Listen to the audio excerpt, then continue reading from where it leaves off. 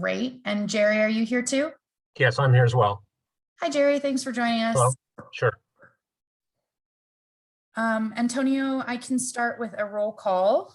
Antonio is going to run our meeting for us today, stepping in as the chair. Good morning, everybody. Yes, Sarah, please start the roll call, please.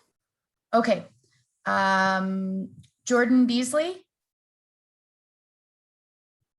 Okay. Delilah Collins. Carrie Pycoach or Stephanie Bennett.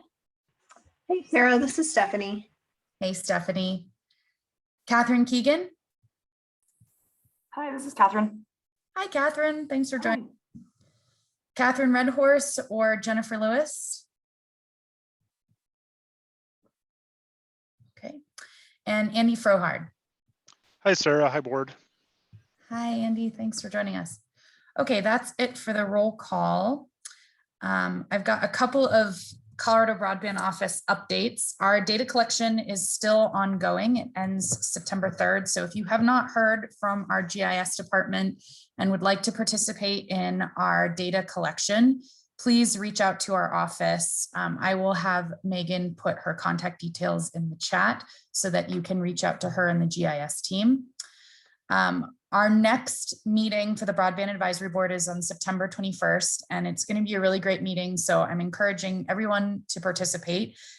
We are inviting other broadband offices across the states to give us an update on how they're spending the federal funding, both from the CARES Act and the ARPA. And Teresa will be leading that panel for us.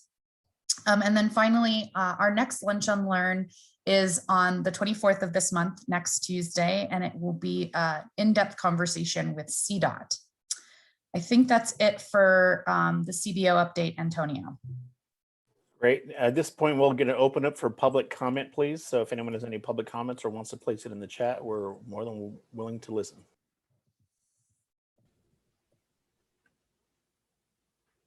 I've got something to brag about.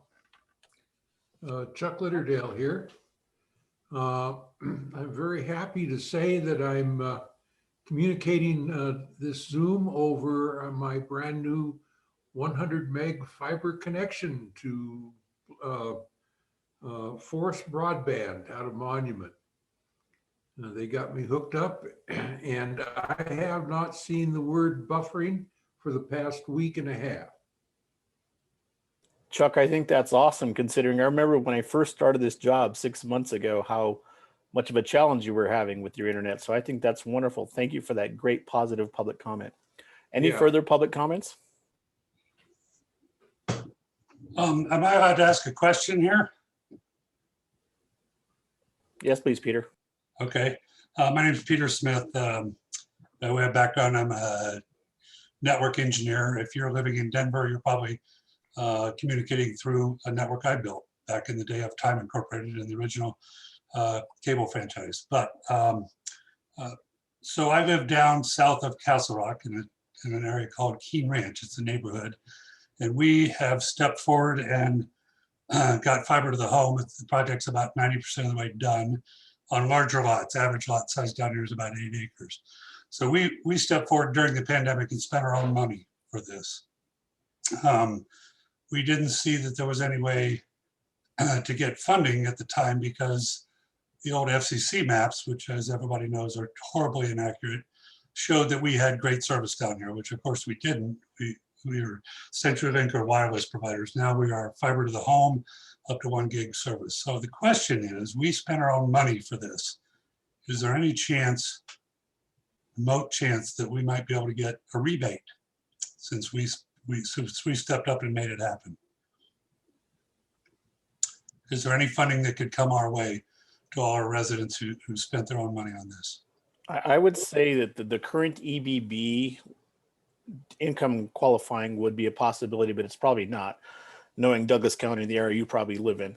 So, but the new bill has a different income qualifying transition from the EBB that would allow up to $30 a month for service. That wouldn't be a rebate, but it would help you to pay for the service.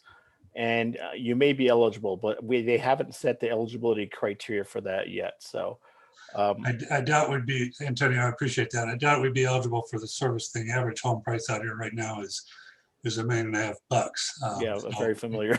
yeah. So, but the fact is, we stepped forward and did it, and and there's a lot of money flowing out there. I read dozens of articles about money flowing to CenturyLink and AT&T and all kinds of other folks, and largely not accomplishing the objective. But we accomplished our objective, and so this is kind of like the rebate for college debt. The folks that stepped up and paid it don't get any reward at all, but the folks who don't pay it all of a sudden get government funding. So we're just wondering if there's anything in any of the bills that anybody's seen that might allow us to apply for some of those funds back. Let me add one more venue that might work for that is the NTIA grants. Those are a possibility depending on what your eligibility is. If you say that, you ended up having to expend X amount of your disposable income to try to cover a gap that the government wasn't covering, but now future NTIA grant funding is a possibility. I think that's something that could happen, but I'm not going to say on behalf of the federal government what the federal infrastructure funding would be most accurately applied to.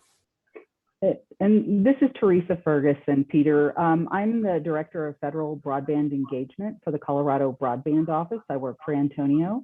I'm responsible for tracking the federal funding programs, and I understand your frustration. I hear you loud and clear. You guys went out there, you spent money, and you got infrastructure investments for your community on your own nickel, your own dime, your own back. Many communities throughout the country, many states throughout the country have invested precious consumer taxpayer resources to build broadband previous to this historic level of funding. There's nothing that I've seen in any of the legislation, either the ARPA funding that passed in December 27th of last year, or the prospective infrastructure bill that passed the Senate that would allow for a retroactive reimbursement for infrastructure investment for broadband. What they're looking at, Peter, is they're looking at areas in the country that typically do not have 25 megabits down or 3 megabits up to fund those areas going forward. So it's not a retroactive, nothing that I've seen is retroactive. Everything is forward-looking, looking at those areas that are unserved or underserved in the communities as of the passage of the legislation or the passage of the rules implementing the ARPA funding by the various agencies. Okay, well, Antonio and Teresa, I appreciate that. I kind of thought that was probably the case, although, in my experience, never harmful to ask. So. No, but Antonio did point out there are ways to support individuals who want to connect and cannot afford connectivity in some of the federal programs, Peter, and I'm going to be talking about them in a few minutes. So okay. Keep your ears peeled for that. Okay, good. Thank you.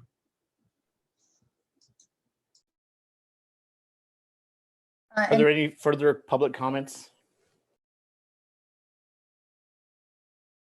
Great, thank you, Sarah. I'll turn the meeting back over to you. Okay, great. Okay, I am going to hand it over to Catherine Keegan to give an update on our subcommittee. Catherine, are you prepared? Yep, I can jump right in. Awesome. So I don't have a slide or anything to share, but just wanted to give you guys an update on the subcommittee on digital literacy and inclusion. I'll drop a link into the chat to the website for the Digital Literacy and Inclusion Initiative overall. And there is a form to register for the next subcommittee meeting, which will take place on Tuesday, August 27th. And so all are welcome to join. We'll also be sending out an update afterward with what was covered. In case you don't remember, we have 3 working groups that are part of that subcommittee that have been meeting monthly. The first working group is around policy. And for that working group, we've been reviewing other pieces of legislation that states have brought forward related to digital equity and inclusion. And we are also looking to other countries and some of the best practices there and meeting with other subject matter experts. And so we'll be using that to prioritize the types of investments that are needed or advocated for in the state related to digital inclusion. And we'll be using that, hopefully as the infrastructure bill moves forward and we get funding specifically for digital equity to implement some of those plans. For the promising practices and data working group, we are trying to build on what was released by the National Digital Inclusion Alliance. In case you all didn't see, they released a state digital equity scorecard, and where they ranked states or graded states on various components of digital equity. And so Colorado is ranked fairly highly. And what we want to do is take their scorecard as well as some parameters that we determine with the working groups, both the data and promising practices working group, to do a scorecard on a more local level to help inform our digital equity investments. As a reminder, this is separate from the broadband infrastructure investments, but focused on digital skill development, access to technology. And so the Office of the Future of Work has actually partnered with the Colorado University Innovations Council, which will bring together a group of college students to help us build out this scorecard over the next academic year. And that'll be something that we can provide to the Broadband Advisory Board as it develops and for feedback as it develops and we progress through that. Other than that, on the digital literacy and inclusion site, you can see a few updates on the projects that we're leading just related to digital literacy and inclusion. So we did complete an update on the 211. If you're familiar with Mile High United Way's 211 database, it's a resource for anyone looking for essential services. And so we worked with them and the subcommittee on digital literacy and inclusion to audit all of their materials and update the digital literacy and inclusion resources, and provided a training to all of their navigators so that as people are calling in with food insecurity or they're looking for housing resources or anything of those along those lines, that they're also getting assessed for digital literacy and referred to resources to meet those needs. We have a few other projects that are moving forward. I encourage you to review the digital inclusion website. And if you are interested in getting more involved, please don't hesitate to reach out. I'll be on the remainder of this call and so can respond to chats and I'll put my email address in the chat as well if you want to set up a one-on-one. But lots of exciting work and excited to move it forward. So happy to answer any questions. I'd be helpful at this point. Thanks, Catherine. Do we have any questions for Catherine at this time? No questions, but a comment. So I will point out to those participants today that a big piece of the infrastructure bill that's being written right now includes digital literacy and inclusion. And it's an important part of how the current administration is looking at broadband nationwide. So I would advise people to take a good look at this site that Catherine and her team have built and get an understanding of where Colorado plans to participate. Thanks, Antonio. Great. Okay. So thank you, Catherine, for your time. Appreciate you. Next up on our agenda is a quick update from Teresa. So I will display your slides now. Thanks, Sarah, so much. Again, I'm Teresa Ferguson, Director of Federal Broadband Engagement. I'm probably going to run through this pretty quick, guys. I'm going to sound like an East Coast talker, but there's a lot to cover, and I want to make sure that you get as much out of this as I can possibly give you. So I'm going to try to leave a little bit of time for questions as well. So who says August is slow in Washington, hey? Last week, the Senate approved the Infrastructure Investment and Jobs Act of 2021. It's a $1 trillion package with $65 billion earmarked for broadband and for federal agencies that will roll out those implemented programs if those if that bill is passed as we anticipate it will be through the House. There are 4 federal agencies that continue to roll out ARPA funded programs benefiting broadband as well. And so, as I said, there's a lot to cover. And so let's start, though, with some familiar territory, the ARPA funding. So ARPA was the bill that was passed to support, stimulate the economy in December of last year. These ARPA funded programs are specific to broadband that I'll be covering, and specific to those agencies that we typically work with in deploying broadband. And these are updates since July when I last spoke to you all.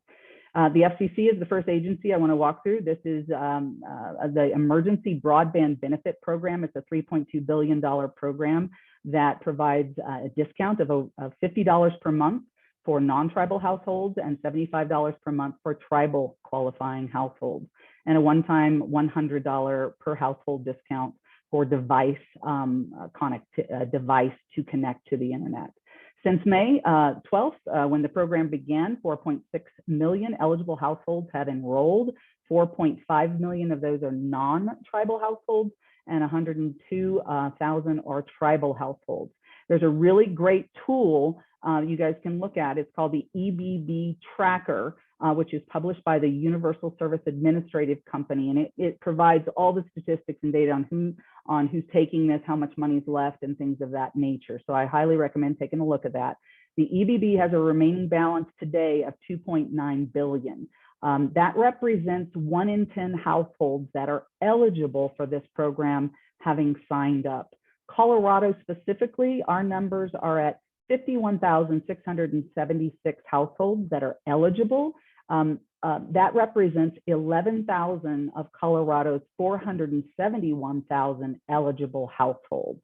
So the big takeaway on this program is everyone thought that folks were just going to sign up in droves for this program and the money was going to disappear in 2 or 3 months. We were way off, myself included. This money is going to go a lot farther than we thought it would. It is slowly growing and picking up over time, and there will be more funding for this program that I'll discuss with you in a minute when we get to the infrastructure bill. So just hang on for the update on that. The next program that the FCC is administering from the ARPA funding is the $7.2 billion Schools and Library Emergency Connectivity Fund.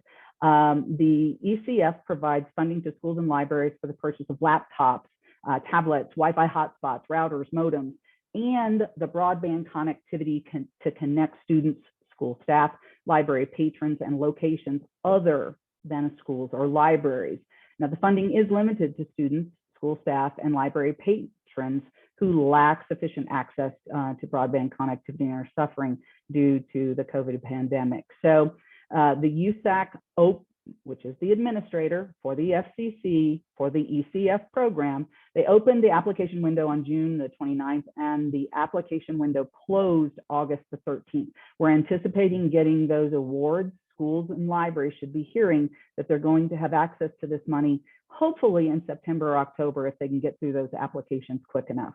The next program that was a big fund bucket for the FCC to administer was the Rip and Replace program. That's $1.9 billion to allow companies to take out ZTE and Huawei equipment that was deemed unsecure and replace it with secure equipment that didn't have backdoors in it that could compromise our country's security. So that's a program that's specifically for internet service providers taking out equipment that's unsecure. And that program will begin sometime in October. So no real changes on that one for you. The NTIA programs, there's 3 of them. The first one is the Broadband Infrastructure Program. This $288 million is to deploy broadband directly through public-private partnerships between a state or a political subdivision of the state and a provider of fixed broadband services for infrastructure deployment in areas lacking 25 megabits down and 3 megabits up.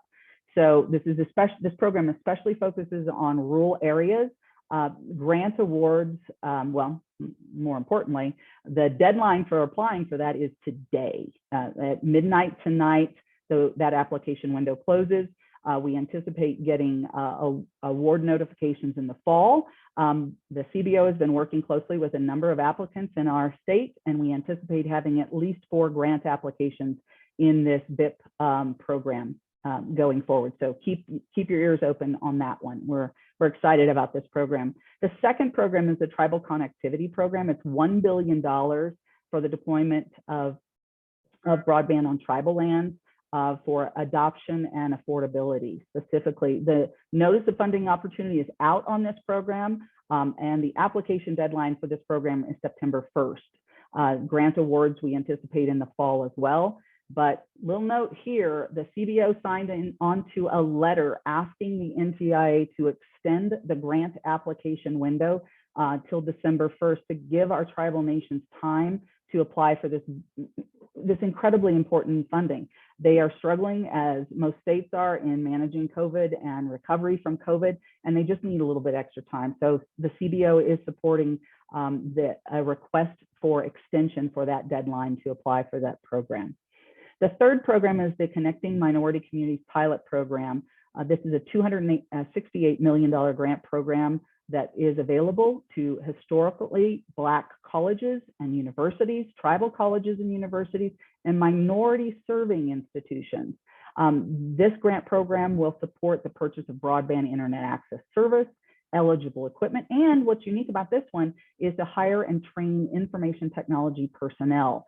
The notice of funding opportunity was released in early August, I think it was August 3rd, and the application deadline is December 1st. The state of Colorado actually has 13 potential applicants eligible applicants for this program, and the CBO and me will be working directly with those applicants, encouraging them to apply for this funding. We really want them to move forward. The last item on this particular slide is referencing the EDA's $3 billion ARPA Investing in America's Communities programs. And thankfully today we have an expert from the EDA that will be explaining that to you. So I'm going to skip that portion of the slide and wait for Jamie to provide that update for us. The next agency that has received ARPA funding was the USDA. The Reconnect program, we're anticipating that there will be $1 billion available for that program. The notice of funding opportunity is expected in August or September, and the application window in October.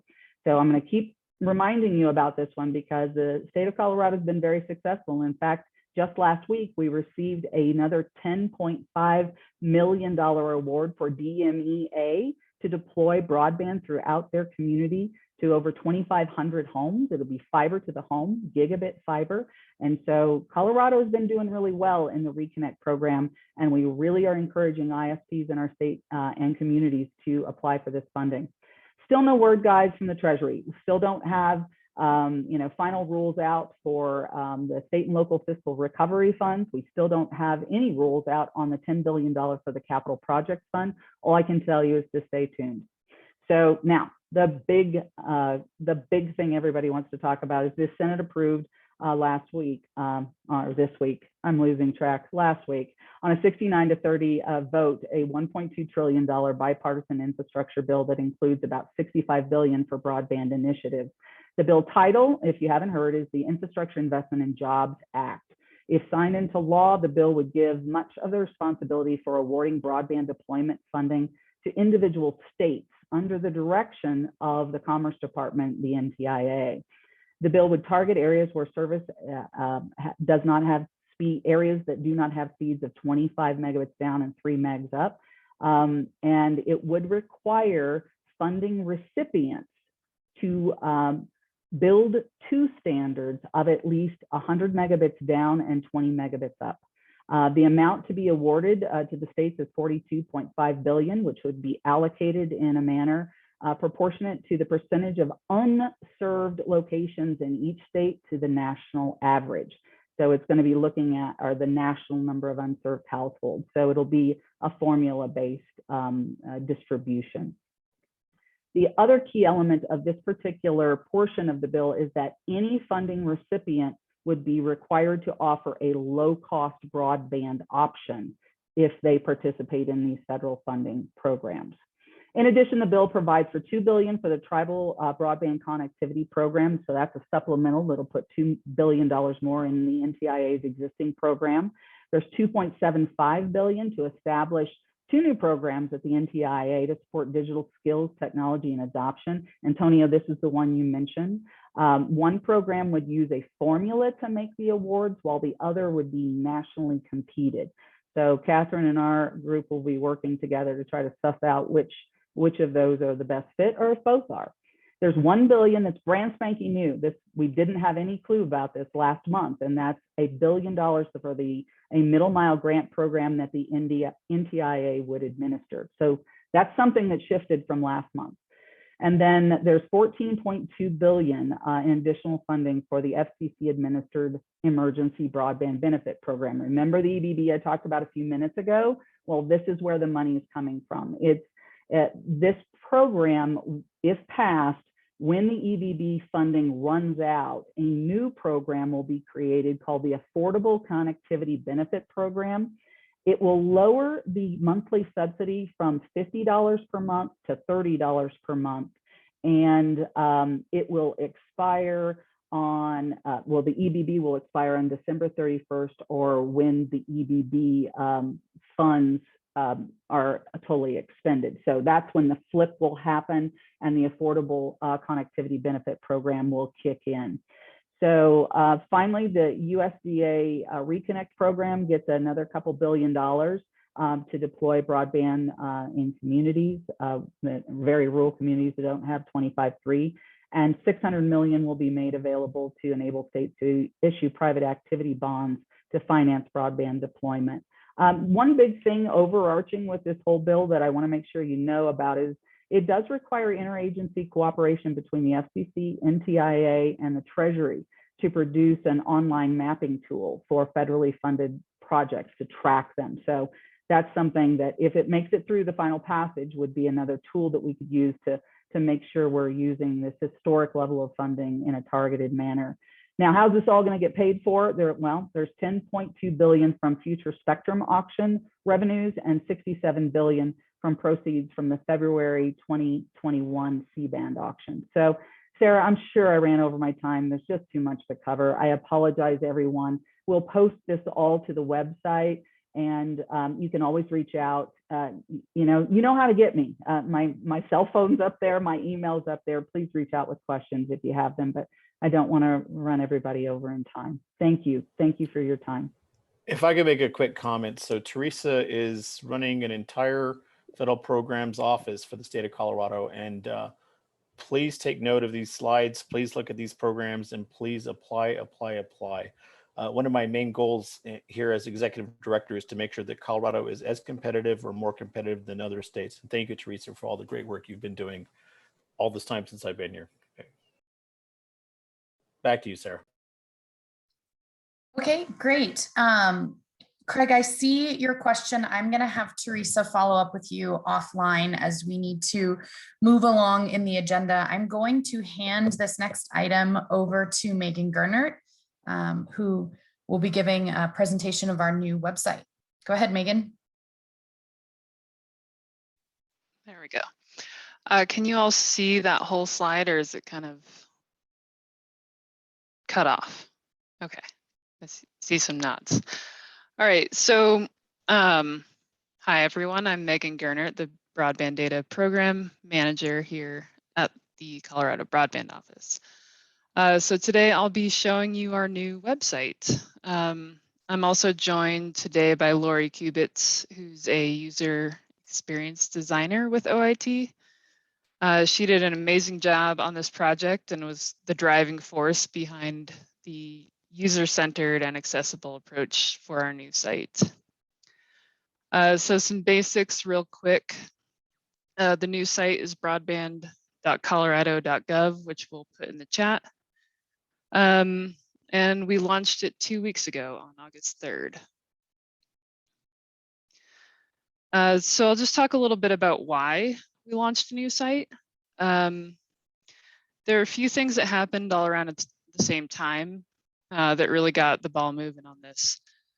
First was the executive order, the same one that created the Broadband Advisory Board, which tasked us with centralizing all broadband information from state agencies onto a single website. The second thing was we had recently conducted some user testing on our old site, and that informed a number of changes that we wanted to make in order to make the site more usable. And then finally, OIT was planning to launch a new site. So this was a perfect opportunity to work alongside OIT and launch the sites together.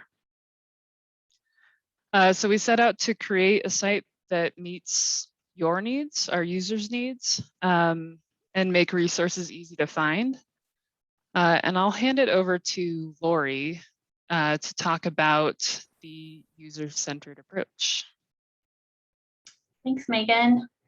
Like Megan said, I'm a user experience designer, and that means that it's my job to make sure that our state government business goals and our users' needs are aligned. So I work with actual users to make sure that we're hearing not only like what are your priorities, but also what language do you speak, what words do you use, so that we can apply that to an easy to use plain language website. So that was really the core.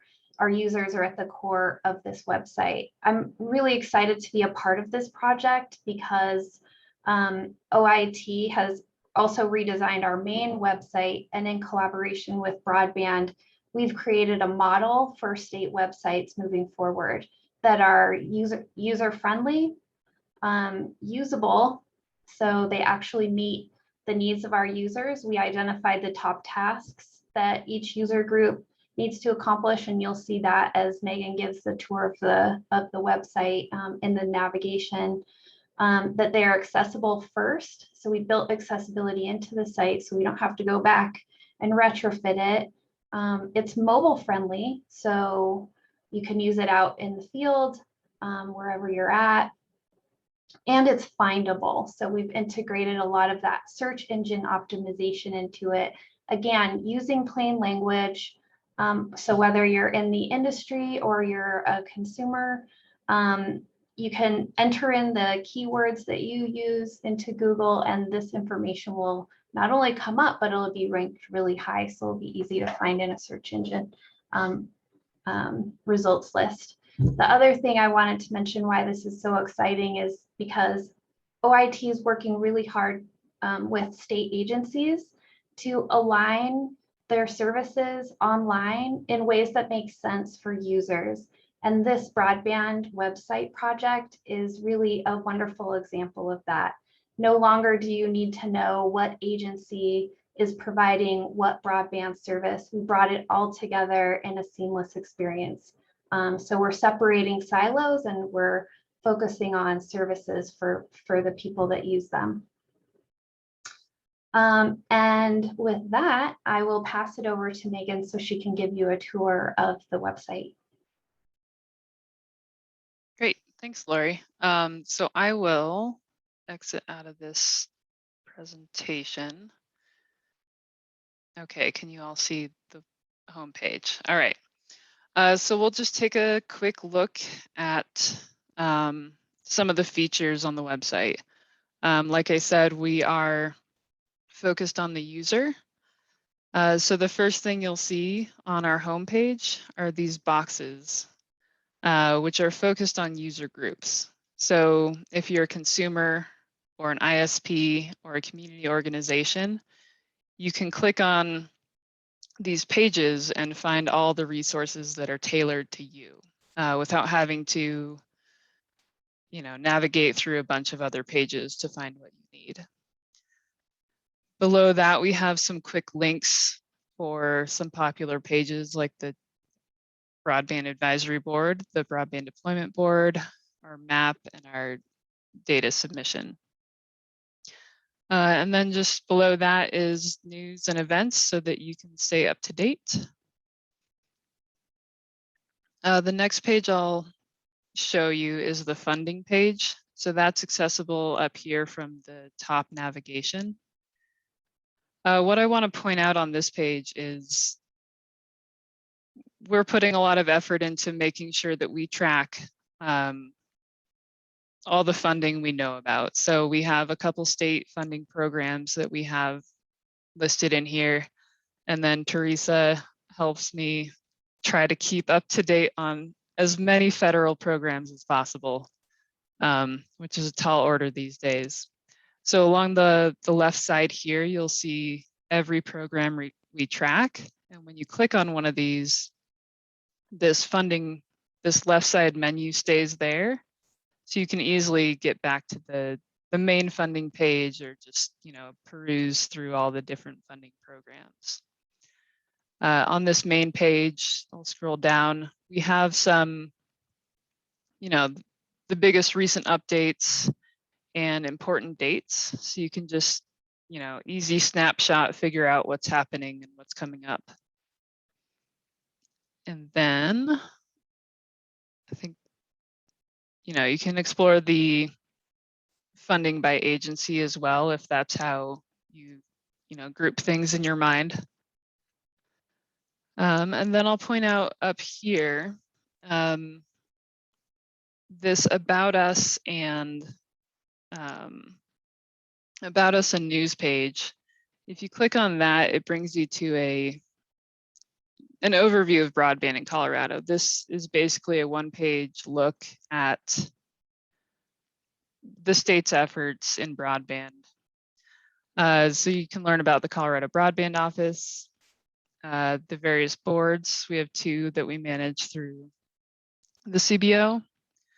And then we have a lot of partner agencies that we work very closely with. So you can get an idea of how those relationships work. And then down here at the bottom, I have links to our Learning Center and our Data and Mapping Hub, which I'll click on. We'll go to the Learning Center first. This is really a resource for, everything from the basics to understanding the issues of the digital divide and digital equity. We also have a section here for state legislation and policy. So if you're looking for that bill that was passed last session or 3 years ago, we have all of that on our policy and legislation page.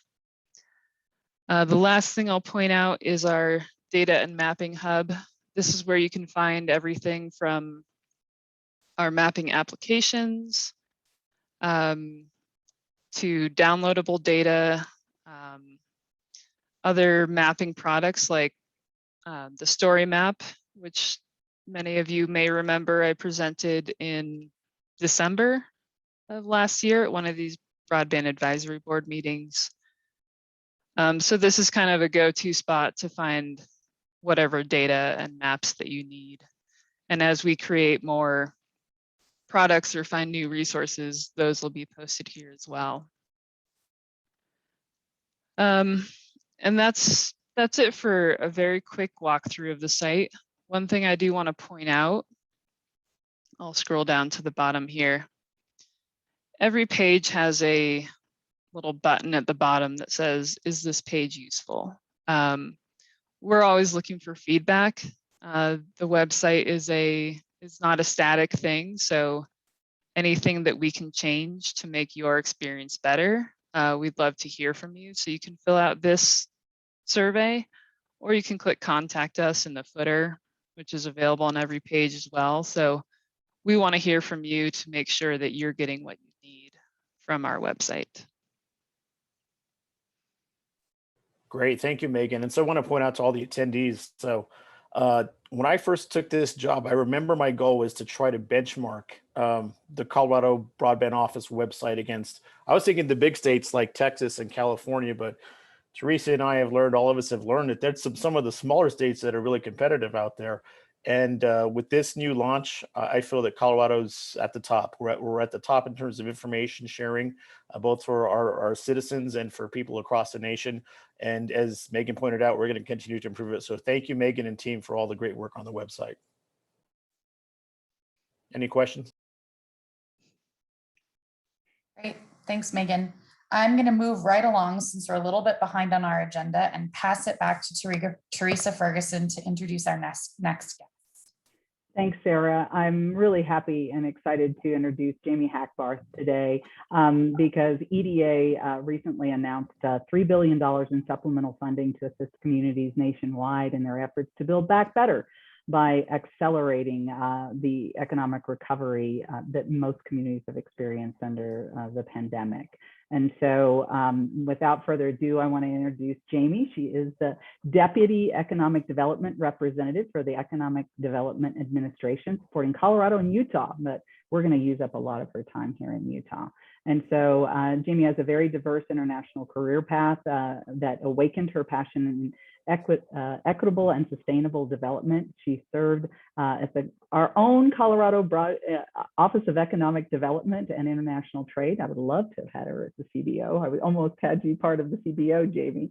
So I'm not going to go through the entire bio, Jamie, because you're fabulous, of course. And we are so pleased to have you with us today to explain these huge programs of $3 billion that EDA has available and how we can come up with some really creative applications on the state of Colorado's part with our ISPs and communities to develop things that we can give you some poster children from Colorado to demonstrate these great programs and how they can lift up our community. So with that, Jamie, I want to turn it over to you. Wonderful. Thank you so much, Teresa, for the introduction and also for the overview. And that website is amazing. I am going to be using that myself as a resource. And previously as well, as Teresa mentioned, I used to work at the State Office of Economic Development, and I think just across the board, that is going to be such a helpful resource. And I'm excited to share that with our partners across the state as well. But to get started, just a quick overview of my role and how I'm a resource to you all at the EDA. As Teresa mentioned, I cover both Colorado and Utah. I am local in Denver and rather familiar with all parts of Colorado, because when I was at OEDIT, I was mostly focused on rural and regional development. But my role with the EDA as an economic development representative is to work with communities and potential applicants throughout this project ideation phase, throughout project development. And then if you go after a funding opportunity, we'll help you identify which one you are most competitive for and set you up ideally as competitive as possible to get your taxpayer dollars back into your communities, and ideally for some broadband projects. So we'll go ahead and get started. Sarah, if you can move to the next slide for me. Just wanted to give a kind of high level overview of EDA's mission before we dive into our ARPA $3 billion for those of you that might not be as familiar with it. But the foundational principles of EDA are still seen throughout our ARPA programs. And at the core of EDA, we really hope to kind of leverage communities' own identified economic development goals and projects by ideally leading to more resilient communities. So we don't really have kind of this prescription model of fitting into the box. A lot of our funding opportunities are rather flexible. There are a couple criteria you need to meet, which we'll go through that, but ARPA is super exciting because it's opened up eligibility really nationally and across the state of who we can work with as well. And you can see in the map, that is the map of how EDA is kind of separated out nationally across the region. So Colorado is covered by the Denver Regional Office. And what that basically means, there's national competitions, which you will compete across with all 50 states as well as US territories for funding, or our regional competitive grants, which means you're competing with the 10 states that the Denver Regional Office covers. So that's Colorado and Utah, Wyoming, Montana, the Dakotas, Iowa, Missouri, Kansas, and Nebraska. I feel like I missed one in there, but that is the region. And as we go through the funding opportunities, I'll call out which ones you'll be our national competitions and our regional competitions. And that also kind of changes the allocation of the amount of funding you may all be going after as well. Next slide, Sarah, please. So EDA's investment priorities, as you can see here, are listed out. And the way I like to describe these, it's really kind of simple guideposts of when you're thinking of a project, where might it fit in and what investment priorities might it touch on? In a nutshell, it's really the overarching framework of the investment portfolio in alignment with the presidential administration at that time. So it changes usually with every administration, and these are the ones aligned with President Biden's administration. And not going to go through all of them, but wanted to call out a couple as I think it's very much related to a lot of the work and projects that you all are doing. One being equity, that is our #1 priority of serving historically underserved communities or unserved communities, as Teresa kind of called out earlier, with depending on their service availability. And that can be defined demographically or geographically. So on the demographic side, kind of looking at the racial BIPOC populations that might be underserved or tribal populations within Colorado. And geographically, that could look by like rural populations or as well. I am not an expert in broadband by any means, but I think looking at how are they underserved by broadband and how is that.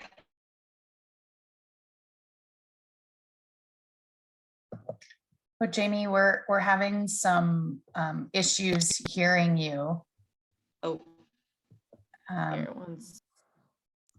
can you hear me now? Yeah, for some reason it was lagging a little bit. Sorry, Okay. I'm gonna go back a little.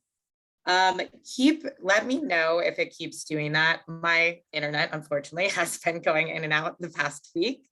And I could just call in. So I do have the number to call in, so I don't want it to be a pain by any means. But Maybe just drop your video, Jamie, and that usually helps because you go down to 64 kilobits per second for just the audio. Okay, perfect. Yeah, keep me posted if it continues kind of going in and out, and I'll just call in. So that's the equity piece. And then recovery and resilience. This is kind of an anchor investment priority that's been across administrations, and but it is specifically called out across kind of all a majority of our ARPA notice of funding opportunities of the 6 programs. That resilience could look like the development and adoption of new technologies to play vital roles in strengthening economic resiliency. And that includes potentially building out robust broadband networks in the face to be resilient in the face of a potential future pandemic, future natural disaster, and creating those ecosystems. And I think a lot of these other investment priorities can really fit in, but I'm not going to go in the details and weeds of them, but invite you to look at them and our definitions on the link posted here. Sarah, can you go to the next slide, please? And in terms of eligible entities, rather similar kind of across the board for federal programs, but for EDA, as you can see here, it's usually public organizations, and that could look like district organizations such as economic development districts, that can be cities, that can be counties, that can be states, that can be a regional organization, Indian tribes, institutions of higher education. It as well can be nonprofits, but the nonprofits do have to have the support of the political subdivision of where the project will be serving. It is important to note with the ARPA fundings, there is a little bit of changes across the funding opportunities, which I'll point out. For example, with the tourism competitive grants, destination marketing organizations are able to apply. And with our Build Back Better grant, a coalition within itself, potentially say as a board, the Colorado Advisory Board may be able to serve as the applicant as well. But this is kind of our basis across the funding opportunities. Next slide, please. So to get started talking about, I think what everybody wants to know about is our $3 billion ARPA funds, which in March 2021, as you know, President Biden signed this into law. And EDA's $3 billion is really a historical and generational opportunity, the way I see it, to fuel investment in projects in Colorado. It's to put it into perspective a bit, the $3 billion is double of what EDA was given in the supplemental for the CARES Act, and it's 10 times our annual budget, which is $300 million nationally usually. So this is a huge kind of bump in our budget, and also it's going to be hopefully allocated in very interesting and new innovative ways for EDA as well. Can you advance to the next slide, please? Which here is kind of the overview of all the 6 programs, which is very different than what we did with CARES.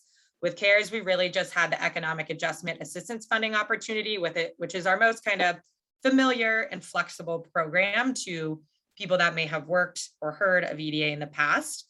All these other ones listed here on this slide are actually new and have opened up, I think, multiple opportunities across the state. which also I want to touch on, going back into eligibility and a little bit of how this opens up doors. EDA traditionally has only been able to fund distressed communities based on the statistical numbers of unemployment and per capita income, which actually kind of limited a lot of which communities we can engage with across Colorado. With the American Rescue Plan, eligibility is opened up for everyone because the pandemic declaration impacted everyone. So this is an opportune time for multiple reasons if you have projects in mind across the board to potentially partner with EDA. As we do think the pandemic declaration will hold for regular fiscal year funds, this is really specifically designed for that as well. Next slide, please. So getting into the numbers of what it looks like across our 6 funding opportunities, this is the national overview of what it is looked like, and I'm going to break it down of what's actually available to Colorado on the regional level. And as I mentioned, there's the national competitions and the regional competitions. So on this slide, I want to call out the statewide planning, research, and networks opportunity. 90 million across the board is available, but $1 million was actually offered via invitation to Colorado to utilize for potential economic planning, which I'll dive into a bit later. And the rest 31 million is available nationally for more kind of research and third-party facilitator organizations to do research and evaluation of EDA funding. Build Back Better, the regional challenge, that takes up $1 billion of the $3 billion. And that is a national competition. And it's unlike any other funding opportunity we've seen in the past, and really kind of transforming economic industry clusters through bringing together projects. So that's a national competition. And then Good Jobs Challenge, listed there as number 6, is also looking at really kind of strengthening regional ecosystems for workforce development for in-demand skills. 500 million of that is available nationally, meaning you'll compete across the states on that board. And if you go to the next slide, Sarah, I'll dive into what the numbers look like a bit more on Colorado. So highlighted in yellow are the funds available to Colorado, both on a non-competitive level and on a competitive level. So we'll walk through that again here, but $1 million of statewide planning was a letter was sent to the governor with basically eligible activities of what they can do. Broadband planning, for example, could be covered, but it's really at the discretion of where are those planned, what designated entity will be managing those funds and what activities will they be doing. That is currently in the works, and hopefully within the next month. They do have a timeline within, I think by middle September, we will know what the state is doing with those dollars. Travel, tourism, and outdoor recreation, you see 2 numbers there. The first 9 million also was an invitational letter sent to the governor's office to utilize 9 million to really respond to the impacts of the downturn of the tourism economy. Similar thing, they were given an eligible menu of activities and they're working through what that looks like now. But in terms of thinking of how it could potentially work with broadband, thinking of areas of attracting travelers, attracting those business travelers might be able to be eligible activities. Construction activities aren't really encouraged. They are allowable within that non-competitive bucket, but more kind of on the regional level, you see the 19 million for DRO. That means $19 million is available for regional grants, whether that's kind of construction of infrastructure, whether that's programmatic funds, et cetera, can be utilized as long as it's looking at either responding to the downturn in the tourism, outdoor recreation economy, as well as diversifying. So that is the difference between the statewide non-competitive funds and the competitive funds that you might be applying for more at the regional and local level than at statewide. And I'll dive into all those details a bit more, as it's a lot to take on. Moving down the list, 59 million is available for economic adjustment assistance. I always say this is our most flexible program, and it's our most familiar. And we'll dive into the details as well as what that looks like. It is important to note within the economic adjustment assistance dollars, 24 million is out of that 59 is set aside for the coal communities commitment, meaning projects that are responding to communities that are also impacted by the downturn of the coal economy, whether they're able to show that's happened within the past 15 years with job loss or an impending closure and anticipated job loss as well. Indigenous communities funding opportunity, $11 million is available for Denver Regional Office. That it needs to be applied for by the tribal nations themselves. Very similar to economic adjustment assistance of what it could cover. The difference here is the match across the competitive tourism, competitive economic adjustment assistance. That match rate for ARPA funds is an 80% to 20% ratio, meaning for a $10 grant, you'll request $8 from EDA and match $2.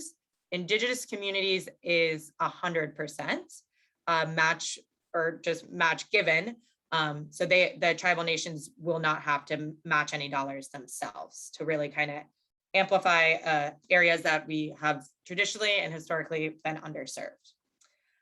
So that's that on the funding levels. And before moving on, really this little left corner here shows the non-ARPA DRO funding. And this is alluding to what we're anticipating in our next fiscal year starting in October.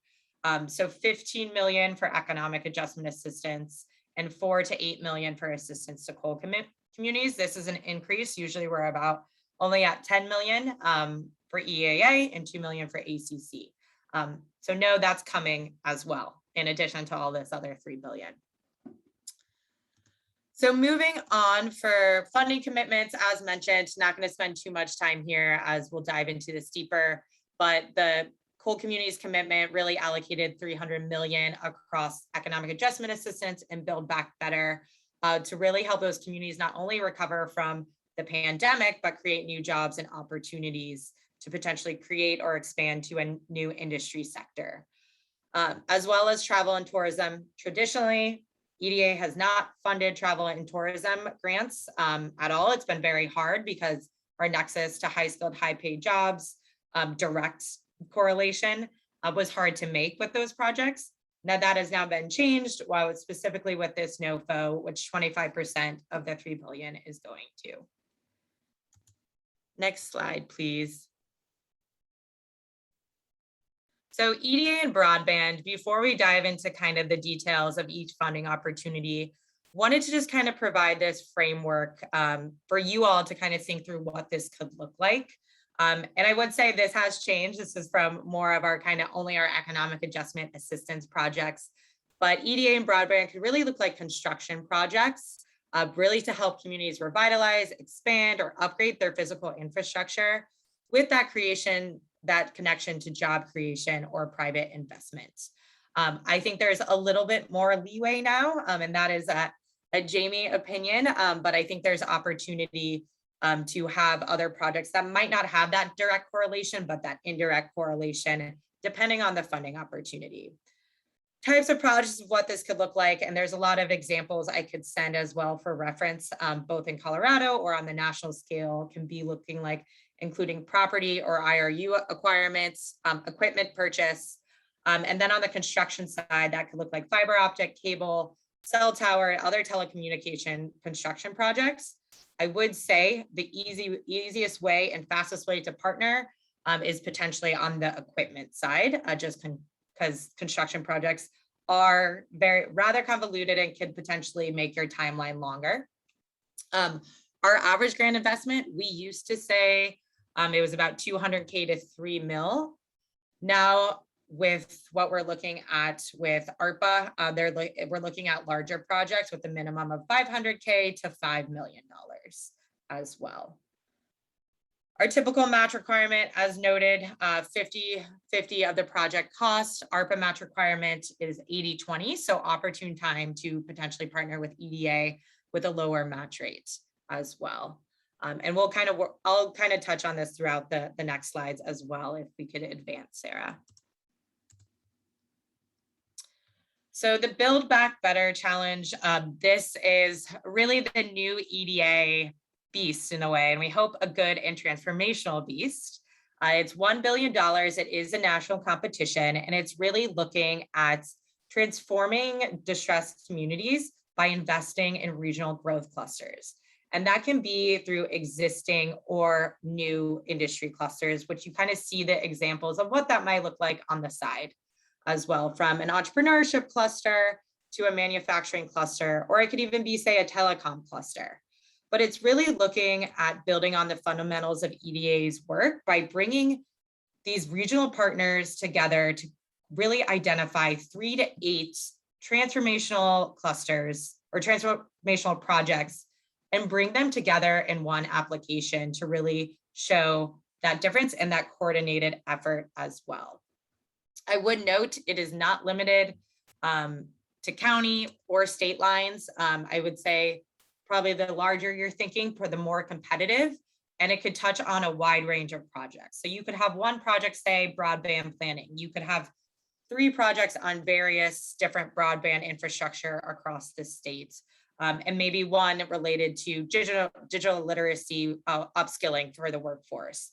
Those can be all lumped together for the, say, transformational overall kind of uplifting of, I don't know, what would you call it? Maybe the broadband industry in general across Colorado. But it's rather exciting. And if there's multiple projects you all are already thinking of across this partnership, this could be a very good opportunity and maybe a generational opportunity to go after with EDA as well. And if we move on to the next slide, we'll talk through kind of what it looks like. It's a bit different than our other ones in which you usually just apply.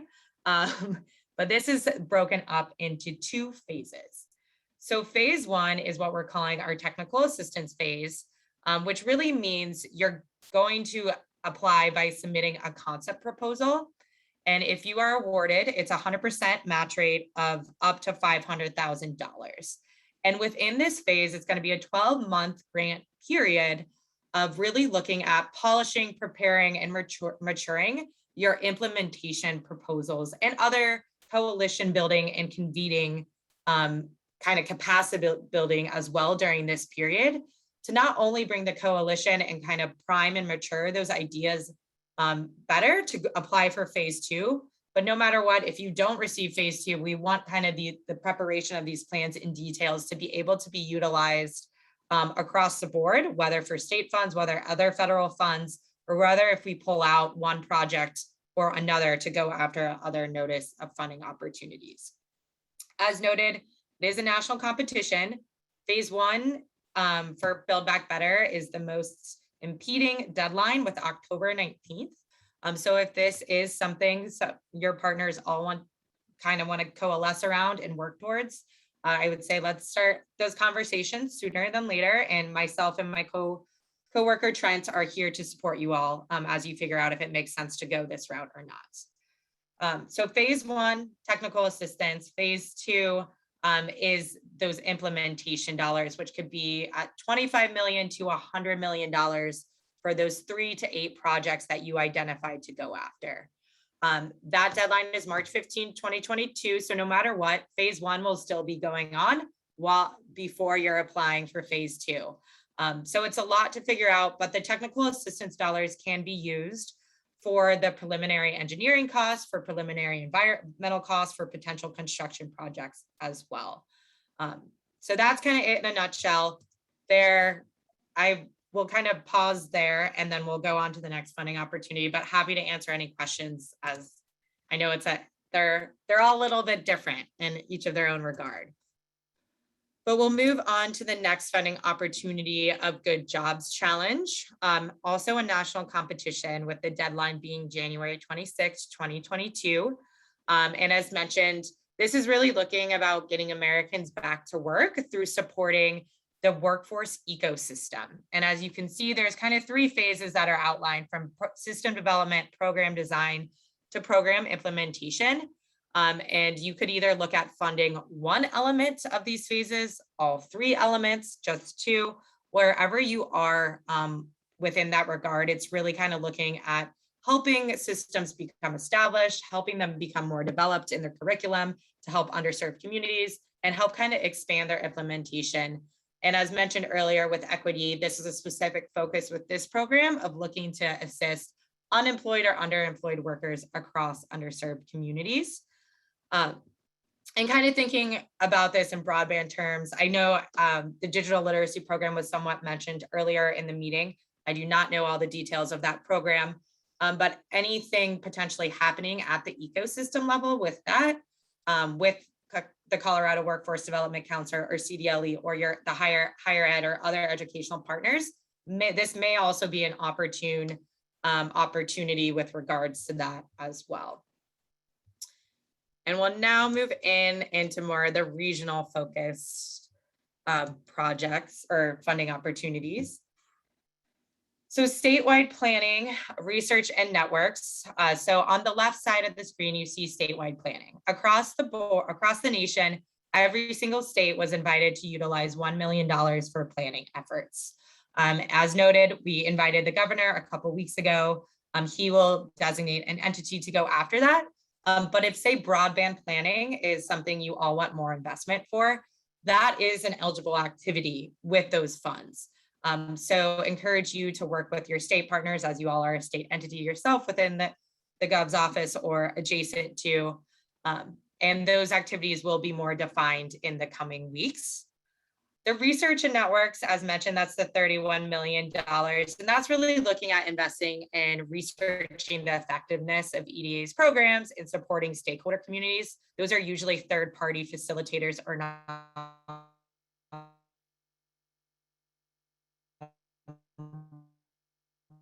Jamie, we just lost you again. Do that work we lost at a national scale. So Jamie, not sure if that's after that happened. Jamie, can you hear me? I we can just hear lost you. Right after research and networks, 31 million, usually as third-party facilitators. We lost you kind of after that. Okay, can you hear me now? Yes. Okay, I'm sorry about that all. I need a better broadband in my own house, it seems. We'll talk offline about that, okay? Yeah, I need some tricks and tips. So not much more to add there. It is mostly third-party facilitators and nonprofits that do that work at the national level. But if you do have partners, even at the national level, that do this work that you want more information on, I am happy to kind of connect them with my colleagues that handle this work more in detail as well. And we'll move on to travel, tourism, and outdoor recreation. So as noted, this is rather exciting. Traditionally, EDA has not been able to cover travel, tourism, and outdoor recreation. So as we know, Colorado is a rather heavy tourism state. On the left, you see the statewide dollars. 9 million was invited as well, or offered to Colorado to utilize for a variety of stuff. And we're working through what that will look like in details and hopefully have that. I think by the end of September is the deadline for them to all come up with their plan of what that looks like to help serve the states. Might be more travel focus on that actual industry, but there might be more kind of secondary efforts that come out of that could have that nexus with broadband, because as we all know, almost every traveler expects broadband access at this point. On the right side, the $19 million available at the Denver regional office is really kind of looking at more of those local regional projects that will help the communities recover from job losses or loss of GDP in the travel, tourism, or outdoor recreation sector. And that could look like a variety of projects. That can be planning, that can be programmatic, and that can be construction based. And the difference of this bucket from the statewide grants is it can look at diversification projects, which the statewide dollars can't look at that. So if there are kind of heavily travel communities across the state that are looking at diversify, saying by bringing in a more remote workforce across industries, and they need higher broadband access, that could be potentially something that fits underneath here that doesn't have as that super direct. We might not be able to track the direct job creation, but it might be able to be a more creative way to think about what that looks like as well. As noted, that would be a competitive application where you apply, you'd work with myself and Trent to amplify that competitiveness, and you'd be competing across the 10 states for that $10 million.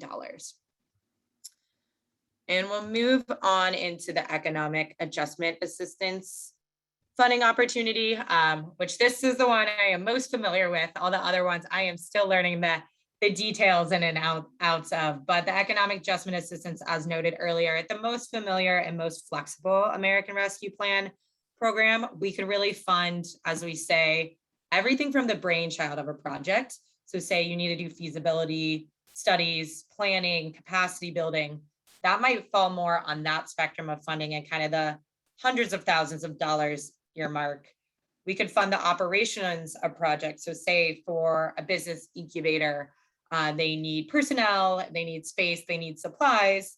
That could fit in there as well, all the way to construction and infrastructure, which may be more of interest to this group of what that looks like with broadband build outs, and how that could have that direct correlation.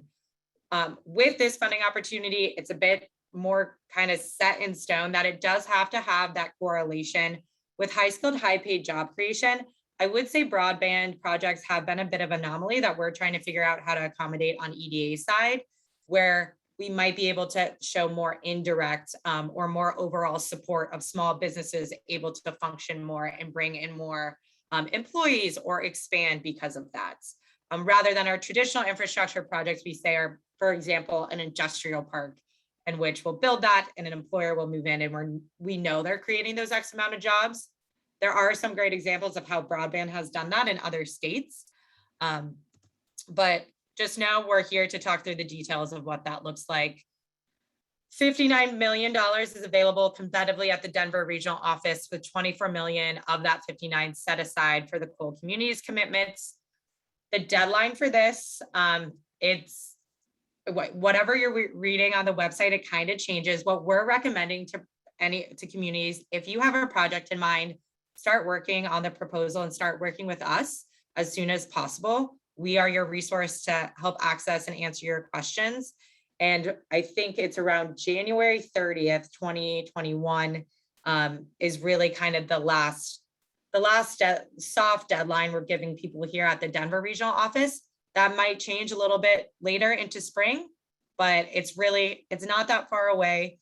So if you do have even an idea of a project, we are here to talk through what that looks like. And we will go on to Indigenous communities. The last one, as noted, very similar to economic adjustment assistance, because that is where all these funds are coming from. It is expanding a bit of what projects it can fund outside of non-traditional economic adjustment assistance projects, such as health centers, which we haven't been able to traditionally fund in the past. As noted, it is 100% grant rate.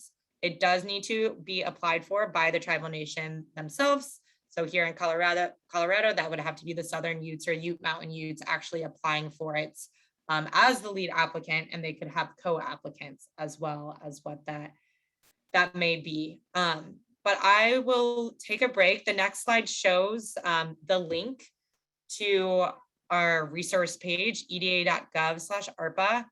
On there, you could dive as shallow or as deep as you would like into any of these funding opportunities. We have one-page overviews. We have the frequently asked questions, which are being updated almost weekly as those questions are coming in. We have recorded webinars, and really just, and then our wonderful notice of funding opportunities, which are about our 50-page, really wonderful, exciting reads. But what we say, if you do want to apply, that will be your guidebook.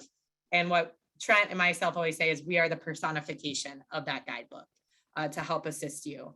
The next slide shows my contact information as well as Trent's. He is the economic development rep for Colorado and Utah and could not be here today, but we are your people. We want to help you all make your projects happen and really set you up as competitively for these funds as possible. And with that, I will take a pause because that was a lot of information and you might be feeling dizzy, and happy to answer any questions or take any questions and get back to you after as well. Jamie, that was a great presentation. I have to admit, I have a little vertigo, even as a federal policy wonk myself. But we do have one question that was put into the into the chat, and I just want to read it to you real quick if you hadn't had a chance. I know when I'm presenting, I don't necessarily read the chat. The question was, on the Build Back Better challenge, many smaller communities may have ideas they want to pursue but aren't aware of other communities nearby who may have good and complementary ideas too. Does EDA have a plan to help connect communities who might express interest in a regional cluster opportunity but need help connecting with the complementary ideas and communities? Are you doing a match.com, Jamie, on these? That is a wonderful question. And that is almost, the answer is that we're building the answer while we're flying the plane. That is a need that has come up in the past couple of weeks as we've talked with projects that have had complementary interests. And no matter what, if we're aware of a complementary project across the state, we will connect you with that partner and that project to talk through, even if you don't go after Build Back Better, to make sure you're complementing each other's efforts and not duplicating them.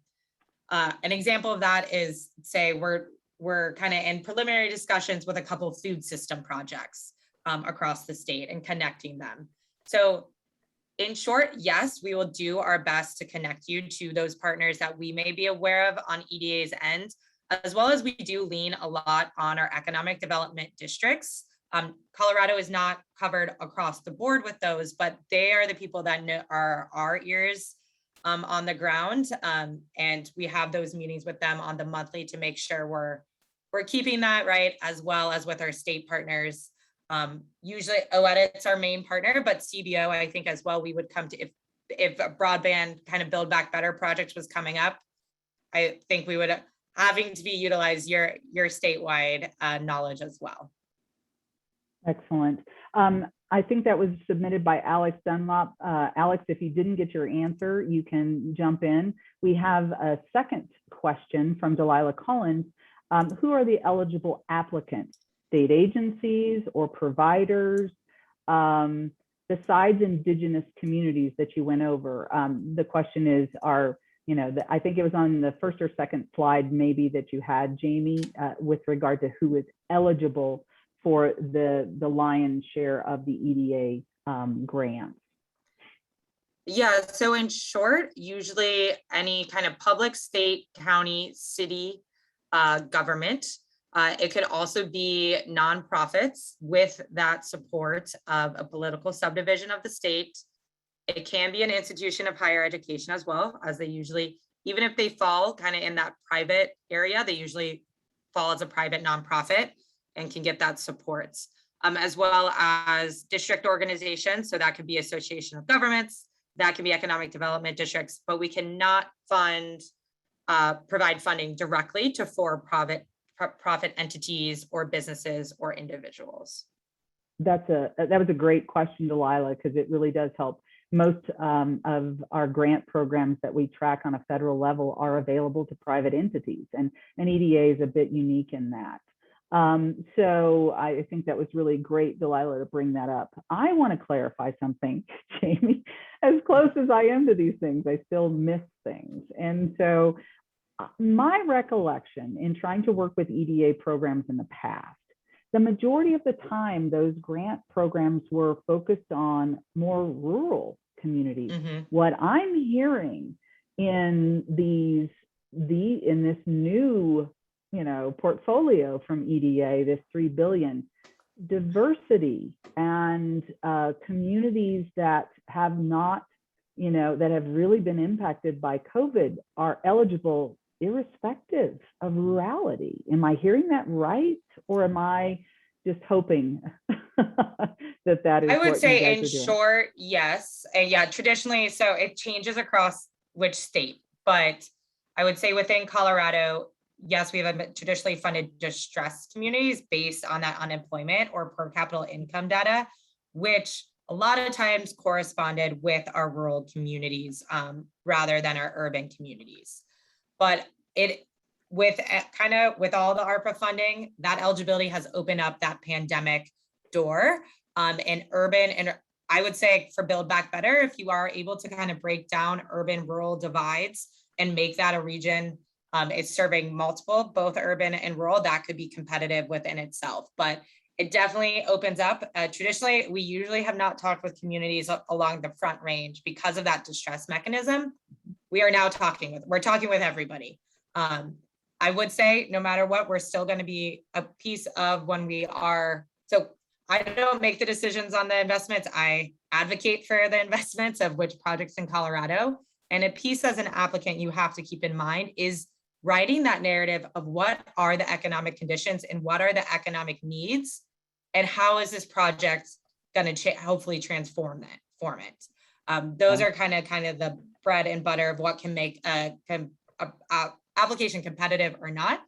And if it's urban or rural, now we're kind of looking across the board as well. But I would say still historical distress. If there's historical distress based on pandemic distress, that would be more competitive than just pandemic distress as well. Okay. I think that is so, that's really key in this, Jamie, for me at least. And I know my friend Catherine Keegan at Office of Future Work is probably chomping at the bit on that one because, you know, we know that there is need in many of our urban communities for digital equity, digital inclusion programs that can be transformative when you can combine that with some of these other programs that provide discounts for access. So, you know, trying to you know, build a multi-layered cake with these federal programs. So yeah, and I think that can open up also a new narrative as well of how are these communities underserved by broadband, which is not something we usually use as a quantitative kind of metric, but I think for projects directly on the workforce side, on the infrastructure, that could be a very strong narrative to play off of as well on the urban side, if that's what you all decide to focus on. Gotcha. Excellent. There was another question by Samantha Morris. She would like you to go further into the match 80-20. Is this an area for foundations to participate? Yes, wonderful question, Samantha, and thank you for asking that because it is something I am just breezing over recently in presentations. But yes, so the 20% of what would be the match on the applicant side could really come from a lot of different places. So it can come from state dollars, it could come from city, county dollars, depending on the applicant, as well as foundations. It could come from private companies even. So what that match looks like is rather broad. I do want to clarify, unfortunately, state and local ARPA funds cannot be used as match, and other federal funds cannot be used as match either. So that is kind of, unfortunately, I really wish we could say the other state and local ARPA funds could be used because I feel like it could be great, but it could be used as, say, a complementary funding mechanism of the project, but not as match directly. Jamie, the only federal bucket is community development block grant dollars can be used as match for EDA funds. Okay, that is, you can't imagine, Jamie, how many times I'm getting that question on the state and local fiscal recovery funds. You know, there's been so much gossip circulating about that, but I love to use Trent Thompson's analogy on that one. I really don't anticipate the Fed changing that self-licking ice cream, I think is what Trent calls it all the time. You can't use federal money for federal money. You know, you create this this paradigm that looks like, you know, federal dollars are going to fund federal programs, and it just gets, you know, it's where vertigo sets in. So thanks for clarifying that. That is helpful. We had been hearing gossip that CML or other representatiures of local government were really pushing hard to change that, to allow, you know, ARPA funded dollars to be used for match. And that clarification is very helpful. All right, so I'm not seeing any other questions in the chat, but that doesn't mean that folks wouldn't like to just ask a question. So if you're brave enough, just you know, unmute yourself and ask a question. We've got Jamie here for a bit longer and would love to get your questions.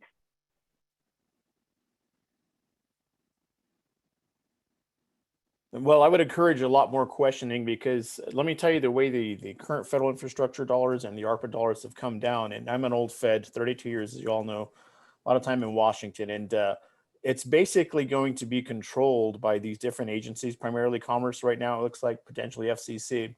So our ability to make sure that we are applying for these funds is critical to me, because as executive director of the Colorado Broadband Office, it's very important for me that our state gets not just our fair share, but even more than our fair share. And I'll tell you why, because I view Colorado to be a very, very difficult state in terms of terrain. I mean, it's hard to get over our mountains. It's hard to get into many of our communities. I remember one of my first briefings when I took this position was from Rocky Mountain PBS. And they talked about how their engineers back in the 1950s were trying to get basic microwave television, UHF, VHF type of TV to people, but they found a way. And so I view this current opportunity as being extraordinary. And so I don't see any chance for any of us to pass up on these applications. In the chat, I've just been talking to my team about how we can further apply. So I hope there are a few more questions after I finish speaking, but these are real dollars. These are funds that are out there available. These are funds that are available before the next round of infrastructure dollars. And we should all be applying and trying to make Colorado an even better broadband state. So I'll leave it at that, but please ask Jamie a few questions, because she's a great resource and we're honored to have her here today. Okay, Jamie, this is Pete Smith again. I take from your presentation, so I'm in Douglas County, and Douglas County is working on a program where we will fund infrastructure improvements or if you will, extensions to people mostly in the rural parts of Douglas County. The northern parts of the county are in pretty good shape, but the rural parts of the county will need some help. So what we find is, well, first of all, we've already signed a contract to gain more information. As we all know, the maps are pretty out of date. So we're going to get maps that are in really good shape. And then based on that, we'll go to various providers and ask them what it would take to extend service into areas that they've not been able to serve. And then try to work something with the folks that would benefit with that and do some cost sharing. My question is, the best program to do that would be the, well, I think it's the Economic Development, EDA, Economic Assistance Challenge. That would be the best program for us to go for. I would say potentially. So a couple things to consider as well with broadband. Can you hear me? Oh, Jamie, you are completely fuzzed. I mean, it is. We should come and help her, because I can bring fiber to her house maybe.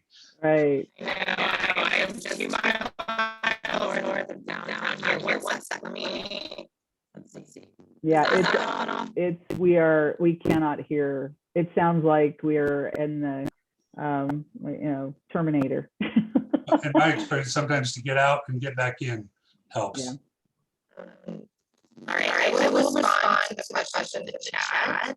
I'm so sorry this is happening. I'm going to just come in and pop back out really quick, or just call in. Maybe you can answer this, Teresa. Is the Economic Adjustment Assistance Challenge the best program for us to look at for infrastructure grants? Yeah, I'm going to answer that question by saying we need to schedule a call with Jamie and Trent because I am literally hearing about these programs as we are reading them out today. There's been so much that we're tracking. We've left this to the experts since we have Trent and Jamie as experts in our state. Would love to follow up with you and get some more detailed information specific to your program. Jamie and who? Trent Thompson. Trent They're Thompson. the two Colorado and Utah representatives from EDA. Okay, all right. That's great. Thank you. Absolutely. So I think Jamie has either put herself on mute and she's trying to reconnect. I'm struggling to wait, to continue if we can't hear her. So we could take these questions offline and try to respond and post information to the CBO's website with the answers, or we can try Jamie one more time, see if your connection has improved. That might be Jamie calling in. Yep, I'm so sorry, everybody, about my technical difficulties. But to answer Peter's question, Teresa, I heard your response and agree. I would say we need to set up a call, and that's what we are here to do, is to talk through the details. But most likely, the economic adjustment assistance would be the best option, whether that's looking at the planning side of it or the actual funding side on the infrastructure. On the infrastructure side, we majority of times only fund middle mile projects rather than direct benefit to residential, because it does still need to have that creation to job creation. But I would say let's schedule a time to talk, and we could talk into more details of what that could look like. And it might look more on the front end of funding the planning efforts. We might be able to fund the infrastructure side of it, but that's what Trent and I are here for, is to talk through those details with you all if you do have project ideas. Okay, that's great. You're a great straight man on that one, actually, Jamie, because there was another question. Peter, I'll make sure that we get in contact following this meeting to set up that call.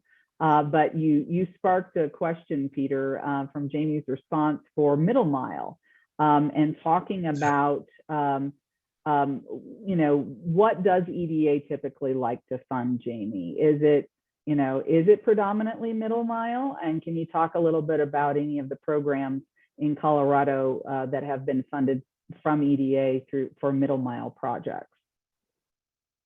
Yeah, so it is predominantly middle mile, thinking through, and it usually does have to have that connection to that job creation. I would say as well, so the middle mile, and it can't only be benefiting residents, but if it's along that line and it's indirectly benefiting them, that is fine. With regards to a project that we have funded, actually with CARES funding, Region 10, so the Montrose area, Delta, Gunnison, they received about an $800,000 funding. More, I believe it was on equipment for IRUs to help connect the Garfield County area with the CDOT fiber network throughout the Thor project. So even kind of expanding with kind of the expansion of connections to current networks is what we, other opportunities, but that's one as well. And I'm happy to send over some links, Teresa, to other broadband projects, both within kind of Colorado, as well as other ones that we have seen come in recently that have been somewhat non-traditional, I would say, and how EDA has been funding broadband across the nation as well, to spark some thoughts. That's great, Jamie. I think it really does help when people can read through an example of a project. It's the incubator for ideas, right? Then they can see themselves and their communities in those potential projects. So if you could share those, that would be really, really helpful. So there's another question. Teresa, I'm sorry to interrupt really quickly. I think Peter Smith wasn't done with his question. Well, I just wanted Go ahead, Peter. See if you could define for me what middle mile is. I can take that, or Jamie can. So go ahead, Jamie. Teresa, you go ahead and take that, because you're the expert on the definition of middle mile versus last mile. Absolutely. So the definition of middle mile, Peter, is connecting, for example, community anchor institutions or communities across. They're kind of like highways. Think about them as highways in your state, and connecting public institutions such as counties, local governments, schools, hospitals, county government buildings. Whereas last mile is connecting to the home. So think about it as highways, as middle mile, and last mile as the streets in your neighborhood. But that doesn't, that in Douglas County, the key is, ultimately the key, especially with the pandemic, is to connect residents. And if you're going to say we got to connect them somehow to a school, but if I connect them to the internet, that connects them to the school, that connects them to everybody in the world. So why can't we just fund, if I've got a project and we could give a private provider a few $1,000s per, or maybe $1,000 per home, and they could provide service to places that have limited or no service. Is there a program that allows us to do that? that we could get grants for. There are last mile I would say connectivity there are programs. not through the EDA, but through the other funding opportunities with the other federal agencies. I think there are a couple that are specifically for those. Okay. Well, listen, we'll turn this over. You probably know more about that. We'll turn this over to the grant writers. That's what it takes anymore. This is not for the faint of heart anymore. You have to have professional people that are grant writers that know about the program. So, but we will contact you soon, Jamie and Trent, and see if we can develop a program that works for Douglas County. So there's one more question, Jamie. Yeah, I would also say, okay. I would also say, I mean, I also understand all of the funding opportunities available right now through ARPA across the agency. I was given a metaphor the other day. It's like you feel by one of our partners up in Northeast Colorado that he felt like he was in a bubble with all this money flying around him, but not knowing which one to go for, which I completely understand. And we also, on our end, we do have an economic development integrator. So if it does not make sense for you to go after EDA funding with your broadband project, we will try to navigate you to which one in the other federal agencies does make sense. But it also, Colorado Broadband Office does seem like an amazing resource as well. I learned a lot, and Teresa, your overview of the other federal programs for broadband funding as well. But sometimes, unfortunately, we aren't the fit, but we hope to find you somewhere else that is a fit for your project. Thank you. All right, I'm trying not to step on anybody because I think we're having some I'm getting delays, I think, here too. So my apologies to anyone I've stepped on. There was one final question in the chat, Jamie, that I didn't want to miss. It was connected to the middle mile question. So it was from Mitchell Gorson. And so I think I'll just read through the whole thing and let you kind of pick it back up wholly. He said, thanks so much for an excellent presentation. Can you address the middle mile open access network infrastructure, and who are the entities which exist in Colorado which own or manage public or open middle mile networks? What are the funding sources and deadlines for middle mile infrastructure?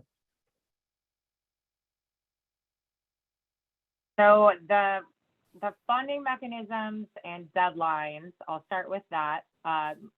Depending on what that could look like, that could be a Build Back Better challenge if there's multiple projects, or it could be economic adjustment assistance with kind of the infrastructure side of it. It could also be tourism if it's specifically looking at diversifying kind of the tourism economy, as well as Indigenous communities if it's serving an Indigenous community. The deadlines for those funding opportunities, I'll start economic adjustment assistance, tourism, Indigenous communities, we're recommending the end of January 2022 for those applications.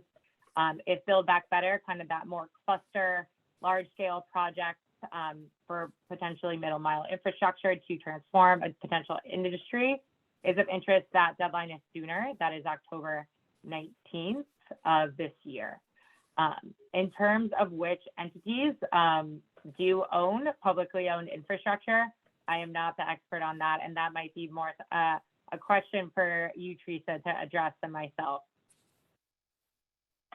Thanks, Jamie. So the infrastructures that have been publicly funded in the state of Colorado through the Department of Local Affairs Middle Mile Grant Program include SCAN Network. They were the original one in the southwest portion of the state through the Southwest Colorado Council of Government.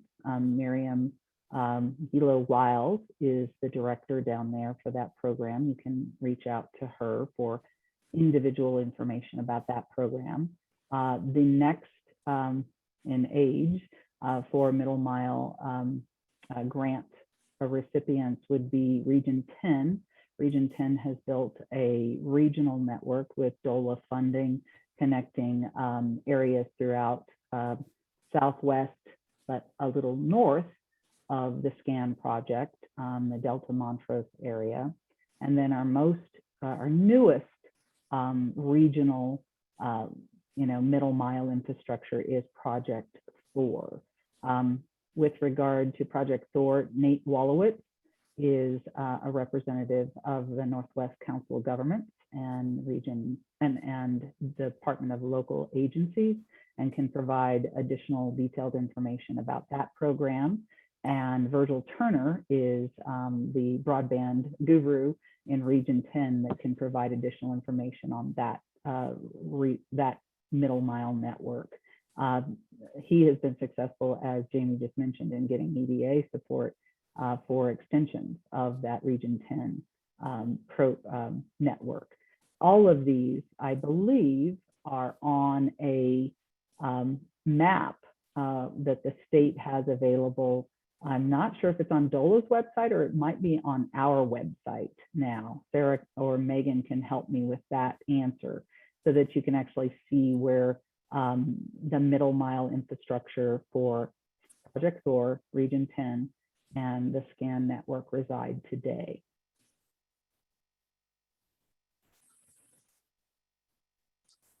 Hi, I might be able to add a little bit to the conversation here if we're talking middle mile.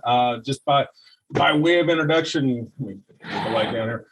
My name is Richard Holt, and I am a city council member in Centennial, Colorado. I am also the chair of the FiberWorks Commission. And we didn't go through funding, but we did take a chunk about 6 years or so out of our general fund to construct a middle mile network completely in the city of Centennial. Excuse me. So what we have is 3 rings of totaling 50 miles of fiber underneath our feet. But as a city, we're not going to the last mile. So we have partnerships, if you will, with private companies that are taking it to the last mile. But if you're looking for another example of a middle mile infrastructure, Centennial's there. If you wish, I can put my email in the chat. I'd be more than happy to talk about it and just kind of go from there. So. And I'm going to jump in with 2 pieces of details for everyone. If you can't see this information in the chat, I want to make sure you know it's there. The infrastructure story map does show middle mile projects in the state of Colorado, and I believe that link is in the chat, or you can find it on the CBO website. Yeah. So please check out that link, or it will be connected to the recording that we will post to the BAB website. The second thing is that there are a number of one-pagers that the EDA produced that provide, just those types of quick hit information like deadlines, amounts of available funding. And so those one-pagers from EDA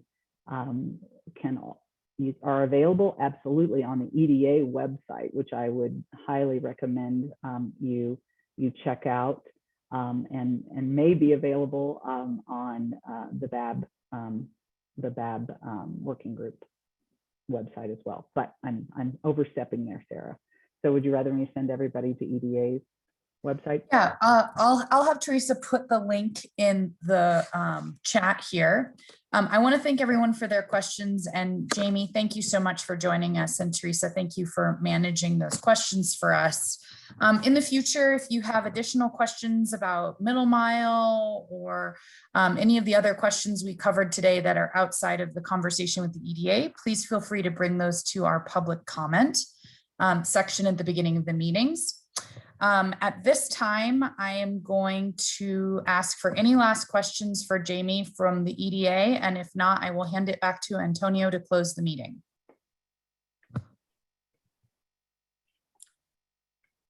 Okay, thank you. Great, then it's back to me. So thank you all for the great question and answer period. One of my main goals in the Colorado Broadband Office is to get to the parts of Colorado where the state government has not been able to get to the most for broadband.